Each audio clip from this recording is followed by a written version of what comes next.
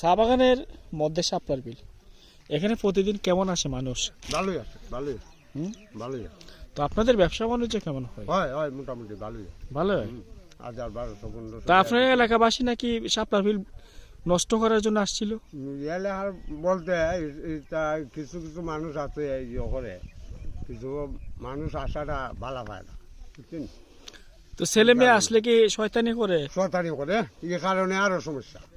ছেলে মেয়ে আইলে এখানে শয়তানি করে, এ কারণে আরো সমস্যা। এখানে যারা ঘুরতে আসে কয়টার সময় আসে? আছে সকাল 6টা 6:30 শুরু হয়, আওয়া বিকেল 5টা পর্যন্ত আছে। সকাল ভোরে আজকে কেমন মানুষ আসছিল? ভালো মানুষ আছে, অনেক মানুষ আছে। 100-150? বেশি আছে, বেশি আছে। সাইকেলও তো